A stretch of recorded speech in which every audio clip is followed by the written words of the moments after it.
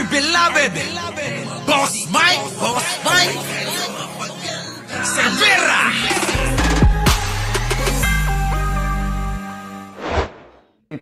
Umutang siya ng 2.6 trillion pesos. Noong 2021, 2.1 trillion pesos naman ayon sa Bureau of Treasury. Maraming hindi nakatanggap ng ayuda. Kulang ang ayuda. Walang ayuda sa mga manggagawa, magsasaka, sa mga maliliit na negosyos, MSMEs. Kulang nga ang SRA at mga benepisyo ng ating health workers. So saan napunta yon? Yun ang tanong ng marami. Hanggat hindi maka-account si President Duterte kung saan napunta ang mga utang na babayaran din naman nating lahat, bay wala sana siyang karapatang sabihin wala ng pondo ang gobyerno. Correct, mga kababayan. Kita nyo kasi ang sinasabi ni Digong, wala na daw pondo ang gobyerno ni Pangulong Bongbong Marcos. Ito noon. Ngayon, mga kababayan, binunyag neto, si Kuyang, na si sino to, si Pinklawan mga kababayan, Pinklawan. Hinaan ko lang boses ko kasi parang nagagalit yung kabilang kwarto, ang ingay-ingay ko.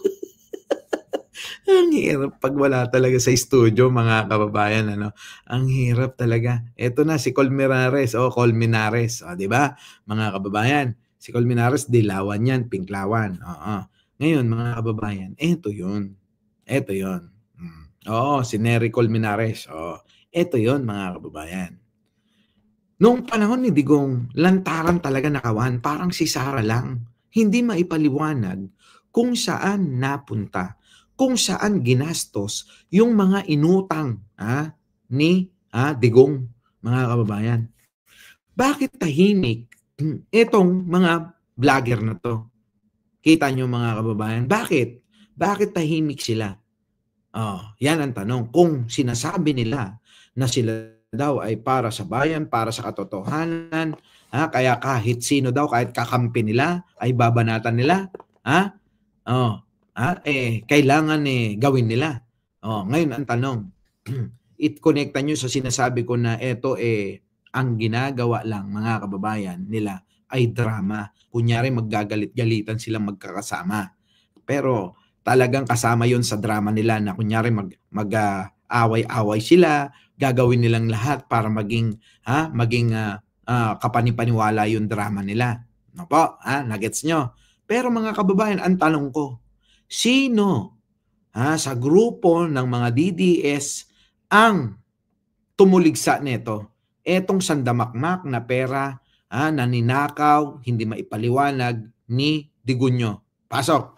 Noong 2020, umutang siya ng 2.6 trillion pesos. 2.6 trillion pesos 2023. Saan napunta? Mga kababayan, binanatan ba nila? Tinuligsa ba nila? Hindi. Wala. Noong 2021, 2.1 trillion pesos naman ayon sa Bureau of Treasury. Grabe, mga kababayan, di ba? So ang daming pera nito. Saan napunta? Naramdaman nyo ba? Naramdaman ba ng taong bayan?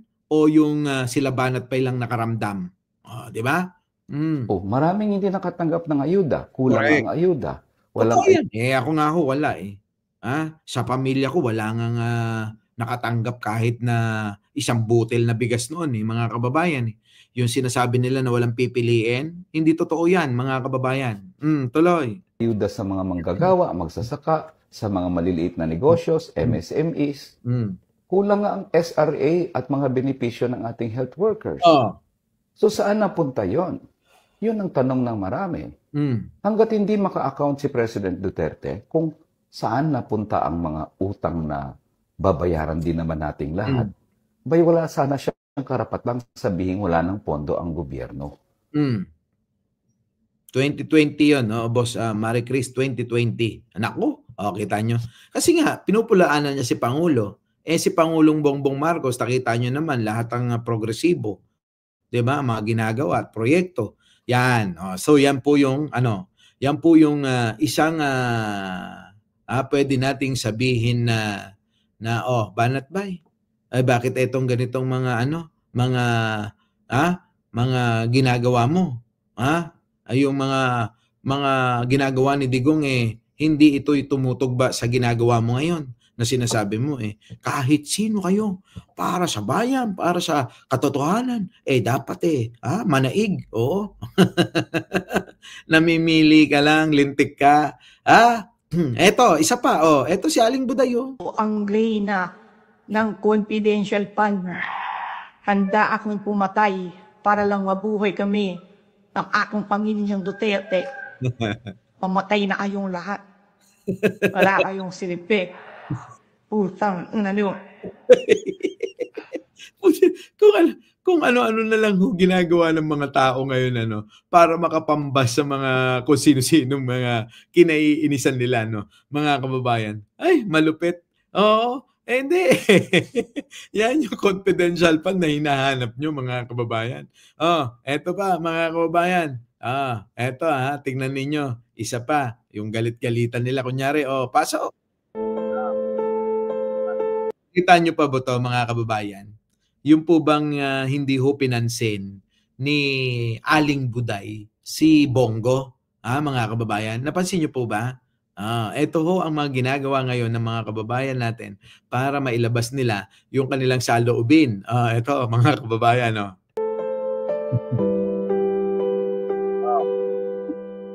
Nilagpasan si Bongo. Naku, Bongo, bakit di ka pinapansin yan? Talagang malaki galit sa'yo niyan, pero noon pa man, di ba? Noon pa man talagang malaki na ang galit ng, ni Sara dito kay Bongo. Tingnan mo, nakatitig lang siya pero di siya pinapansin, Ay, nakakahiya.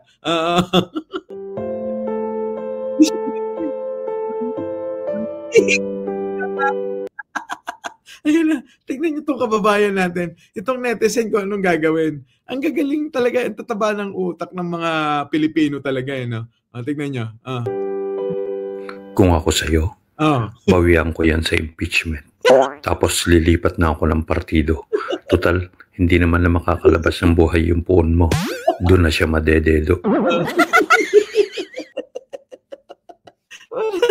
Talaga itong mga Pilipino, ang gagaling gumawa ng ang gagaling gumawa ng mga ng mga memes para makapambash. Tingnan niyo mga kababayan. Uy, pero may punto mga kababayan. 'Di ba? May punto ito, mga kababayan. Bakit kanyo? Una, noong pa man, talagang issue na 'yan. Na talagang malaki talaga ang galit ni Aling Buday kay Bongo, mga kababayan. Pero ngayon, eto yan. Hindi naman nila maitatago yan. Tingnan nyo, mga kababayan. Ano sabi? Hindi pinapansin ni Aling Buday si Bongo.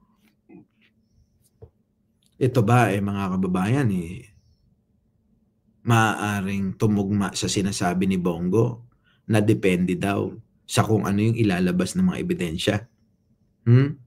Di ba? Ano kaya? Ano kaya, mga kababayan, sa tingin ninyo? Eto ba, mangyayari na bumaliktad?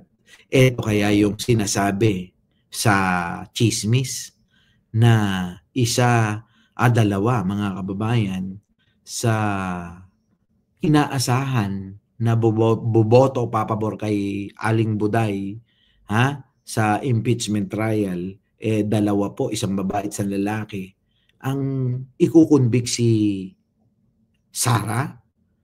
Hindi kaya yung isang lalaki na tinutukoy ay si Bongo, mga kababayan? Yung babae, sino kaya yung babae? Sa tingin ninyo, hulaan nyo. Ako mukhang tingin ko si Bongo na yung isa, no? Yung babae, sino pa kaya? Naku, mga kababayan. Sige tuloy. Tingnan nyo mga kababayan. Hindi kasi pinansin tingnan nyo si Sara. Yung mga kababayan.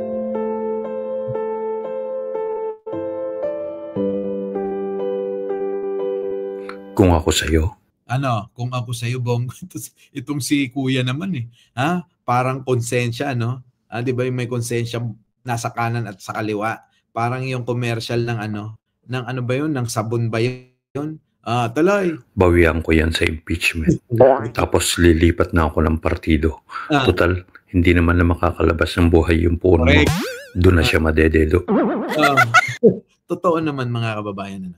Wala na hong pag-asa. Ito po mga kababayan ko. Sa mga DDS na umaasa pa na makakalaya, itong si Digong, wala na hong pag-asa. Iuuwi na ho si Digong dito sa Pilipinas na abo. Hindi na ho yan makakalaya pa. At hindi na maipapanalo yung kaso. Sa tagal ho ng proseso, kahit maipanalo, sige, ibigay na natin na maipanalo nyo yung kaso. Mga kababayan, gaano katagal yun? Kita nyo, paghintay nga lang ng hearing. September pa, ilang buwan. Ilang taon na si Digong? 80 na. Si Freddy Aguilar nga, 72 na dedo na. Ito kaya si Digong, dahil masamang tao, dahil demonyo, medyo tatagal ng konti yan. Di ba? Tatagal ng konti. Pero kahit pa ho sinong maging presidente sa 2028 mga kababayan, ito pakinggan nyo. Kahit sino ho ang maging presidente sa 2028, hindi na ho magagawa ng paraan para maiuwi si Digong. Nakuha nyo mga kababayan? Hindi na ho mapapauwi si Digong. Ang tanong ko nga mga kababayan dahil yung mga nagrarally mga kababayan doon sa may kabundukan kasama si Roque, pakunti-kunti na lang. Wala na ngang 20 nung nagpunta ako doon mga kababayan Wala na akong 20, kakapraso na lang. So ngayon mga kababayan, ang tanong, hanggang kailan tatagal yung mga yan? Tatagal ba yan na magsakripisyo ng mga ilang buwan pa na araw-araw sila nandun na inuutulang ni Kalnot? Nako, mga kababayan, hindi ako naniniwala dyan. Noong una, napakarami nila. Ngayon, paunti na ng paunti, mangilan-ngilan, pira-piraso na lang. Parang EDSA. Ang kanilang mga banat, mga kababayan, napakarami nila. Pero mga kababayan, ang totoo, ang totoo, kukunti lang. At tuloy-tuloy na kumonti ng kumonti hanggang tatlo na lang natira. Tingin ko rito, sa Forest Park, Forest Park ba nila o ano tawag ng mga DDS dyan sa pinagdadausan nila ng pagtitipon sa kabundukan, mga kababayan, tingin ko si Roque na lang ang matitira mag-isa. Darating yung panahon na si Roque na lang ang mag-isa, na matitira dyan. Kaya naman pumunta si Robin. Kasi nung nakarang araw, bago ako pumunta, pagkatapos ko pumunta, nung araw na yun, kinabukasan, mga kababayan, meron silang program na naman. So yun po, kailangan nilang pondohan ng pondohan. Ito po gagawin nila hanggang sa 2028. Hindi ho yan titigil. Buong 3 taon, hanggang umabot ng eleksyon, mga kababayan, ng pangpanguluhan, hindi yan titigil yung mga yan dyan. Diyan pa rin sa Duterte Forest at Duterte Park daw. Oo, yan nga. Wala na nga yung Duterte Park. Wala na. Pinalayas na sila na parang aso. Nakakaawa nga yung mga Pilipinong ilan na nagpupunta. Biruin nyo, pinagtatabuyan na lang sila doon sa Duterte Park. Kaya napunta sila ng kabundukan. Yun po yung totoo dyan. Di ba? Yan, mga kababayan. So, etong si Bongo, mga kababayan, tingin ko ikukonvict niya si Sara ikukonvict niya. Bakit to? Meron din pangarap yan di ba?